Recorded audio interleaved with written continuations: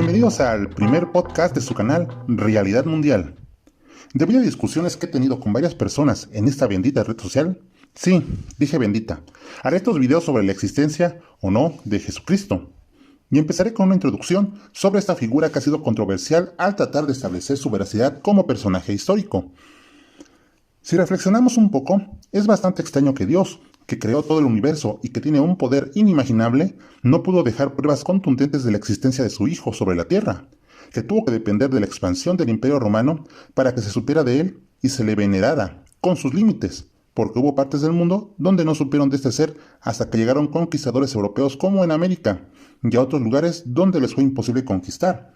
La veneración a este personaje es minoritaria o nula en países como la India, China y Japón. Por eso considero pertinente que debemos ser más exigentes con los argumentos a favor de su existencia histórica, a comparación de otros personajes como la India, de los que también se cuestiona su existencia, porque ¿quién es Sócrates comparado con el Hijo de Dios a fin de cuentas? Pero bueno, espero que disfruten de este podcast y que genere una buena discusión. Parte 1. El nacimiento de Jesús. ¿Cuándo nació Jesús? ¿El 25 de diciembre, como dice la tradición? En realidad, ni los cristianos lo saben. Es muy común que nos digan que los separan en antes de Cristo y después de Cristo, pero como explicaré, esto es inexacto. En diciembre ya se celebraba en el Imperio Romano la conocida Saturnalia, fiestas en honor al dios Saturno, que ya se realizaban 200 años antes de nuestra era. Posteriormente, en el 274, ya de nuestra era, la fiesta se empezó a realizar en honor al Sol Invictus, el 25 de diciembre. La elección de esta fecha, como la del nacimiento de Jesús, fue poco menos que arbitraria. De acuerdo a antiguos tratados anónimos, se fijó que la fecha de su concepción sea la misma que la de su crucifixión, por lo que los primeros cristianos hicieron cálculos que resultaron en el 25 de diciembre que todos conocemos. Hay que hacer notar la equivalencia del nacimiento de Jesús con la celebración de la divinidad romana, el Sol Invictus. ¿Casualidad? No lo creo. Ahora vamos con el año. Ahora dividimos la historia en antes de Cristo y después de Cristo, pero esto no fue un estándar, sino hasta después del siglo IV, que en ese tiempo los años se contaban desde la fundación de la ciudad de Roma. Fue el monje Dionisio el Exiguo quien recopiló una tabla de fechas para la Pascua, utilizando el calendario del emperador Diocleciano. Al final, señaló el año 753 de la fundación de Roma como el año de nacimiento de Jesús, el famoso año 1. Pero aquí viene lo bueno. Dionisio se equivocó en su conteo. Vamos a ver. Jesús habría nacido durante el reinado de Herodes el Grande, pero este murió poco después de la masacre de los Santos Inocentes. Según los datos del historiador Flavio Josefo, Herodes el Grande murió en el año 750 de Roma, por lo que Jesús debió haber nacido antes de ese año. Según Lucas, Jesús contaba con unos 30 años cuando fue bautizado por Juan el Bautista, que comenzó su actividad aproximadamente en el año 764 de Roma. Sumando 15 años tenemos el año 779. Si para entonces Jesús tenía 30 años, él debió nacer el año 749 de la fundación de Roma, es decir, 4 años antes de lo calculado por Dionisio, por lo que su fecha de nacimiento debería ser el año 4 antes de Cristo. ¿Cómo ven? Y sí, ese es el calendario que tanto nos presumen los cristianos. Muchos seguramente se preguntarán, ¿y cuál es tu fuente? Seguramente lo sacaste de la Wikipedia. Bueno, pues mi fuente primaria fue la página de la Congregación de las Siervas de los Corazones Traspasados de Jesús y María. Sí, una página católica. Las fuentes externas. Muchas veces, para validar la existencia de Jesús, se recurre a lo que historiadores no cristianos escribieron, que a primera vista puede parecer que le dé carpetazo al asunto. Sin embargo, cuando se presta atención, las cosas no son tan claras como parecen. Y vamos a empezar analizando los testimonios más famosos. Empezamos con Plinio el Joven, abogado, escritor y científico de la antigua Roma, famoso por sus cartas describiendo los acontecimientos de la erupción del volcán Vesubio. La carta que nos compete, una escrita directamente al emperador Trajano, alrededor del año 112 después de nuestra era. En esta carta habla de los cristianos, de cómo los han castigado y cómo ha procedido contra ellos, mencionando que algunos se arrepienten de su fe y para salvar la vida imploran y piden perdón a los dioses romanos, mientras otros se mantienen y son severamente castigados. Y se acabó. Es interesante ver que aquí no habla de Jesús ni de su figura, es más, ni siquiera le mencionan por su nombre. El texto solo se enfoca a este grupo de personas que se autodenominan cristiano, pidiendo Plinio instrucciones de cómo tratarlos y procesarlos. Unos pueden decir, si los menciona significa que Cristo existió, pero si solo por eso vamos a validar una fe o un principio, así tendríamos que hacerlo con todos los grupos que sostienen algún precepto religioso o filosófico. A mí me parece que se necesita mucho más para pensar que ese texto pueda validar la existencia histórica del personaje de Jesús de Nazaret. Esto apenas empieza, amigos. No se pierdan lo siguiente. Cornelio Tácito fue un político e historiador romano, contemporáneo de Plinio el Joven. Sin más datos sobre su vida, en una de sus obras más famosas, Los Anales, hace la mención a los cristianos. El texto dice así: en consecuencia, para acabar con los rumores, Nerón presentó como culpables y sometió a los más rebuscados tormentos a los que el vulgo llama cristianos, aborrecidos por sus ignomias. Aquel de quien tomaba nombre, Cristo, había sido ejecutado en el reino de Tiberio por el procurador Poncio Pilato. Seguramente para muchos parecerá algo muy claro, menciona a Cristo y a los cristianos, pero los analistas no están muy seguros de esto. Empezando por uno de los principales traductores y revisores de este texto, Eric Kosterman.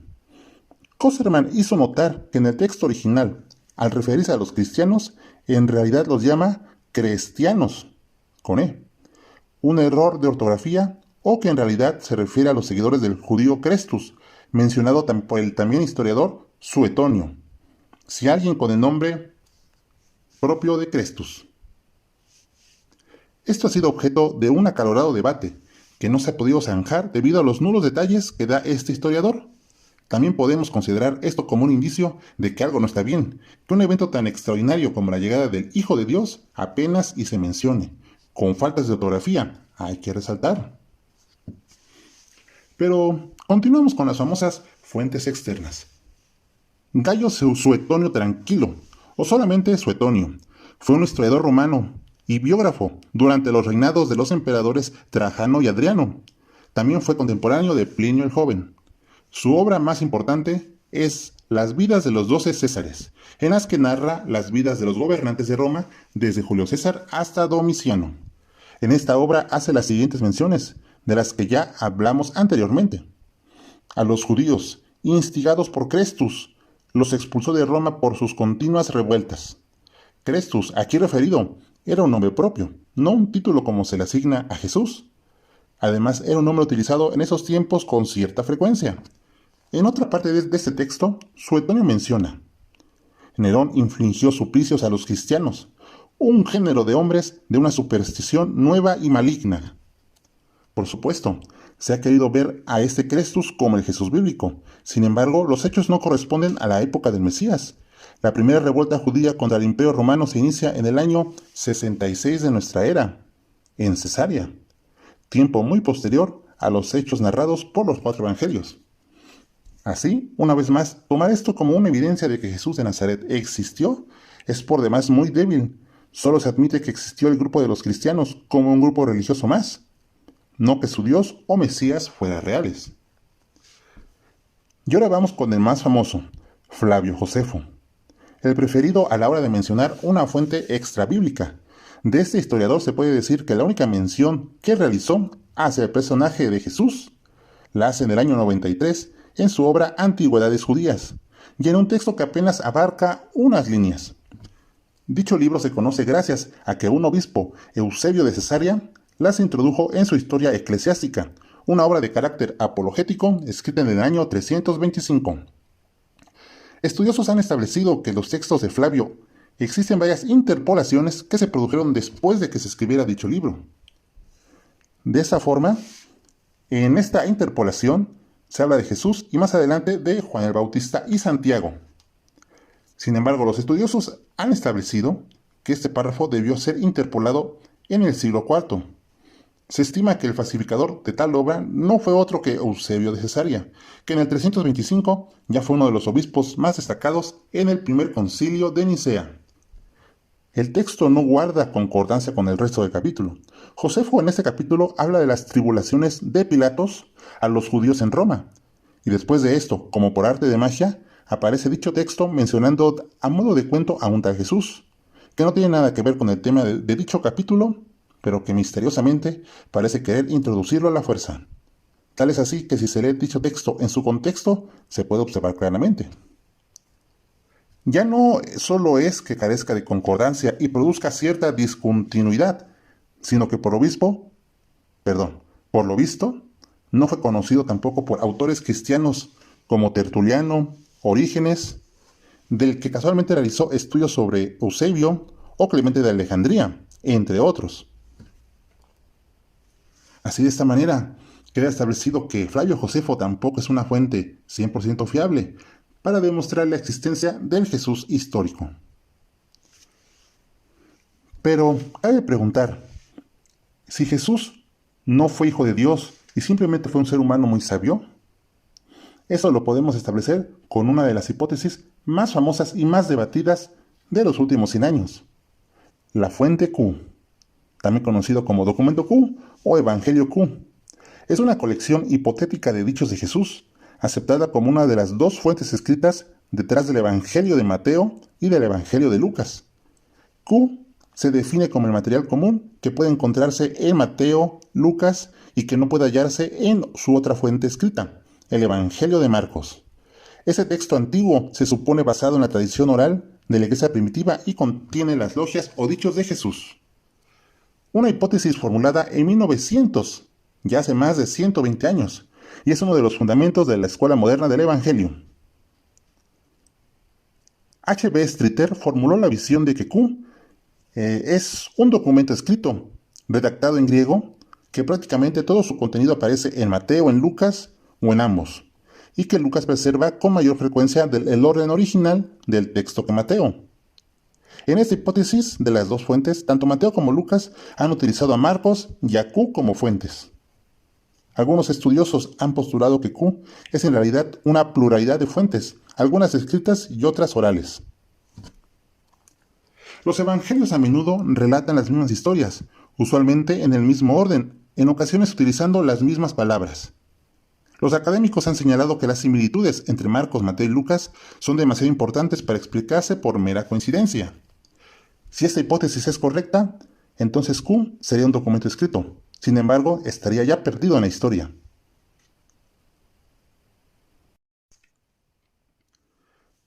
Si la fuente Q existió, se ha perdido. Algunos estudiosos creen que puede ser parcialmente reconstruido examinando elementos en común entre Mateo y Lucas, pero ausentes de Marcos. Este Q reconstruido es significativo en cuanto a generalmente no describe los eventos de la vida de Jesús. No se menciona el nacimiento, no se menciona la selección de los 12 discípulos, tampoco la crucifixión o la resurrección. Solamente es una colección de dichos y citas de Jesús. Los evangelios apócrifos de Tomás y Felipe corroboran algo que ya se sabía por escritos de otros autores de la antigüedad, que entre las primeras comunidades de cristianos era común encontrar colecciones de los dichos del Maestro. Estos son evangelios coloquiales que no hablan de la crucifixión ni de la resurrección, sino que buscan transmitir las enseñanzas que indicaban a sus seguidores la forma de vida que debían de llevar.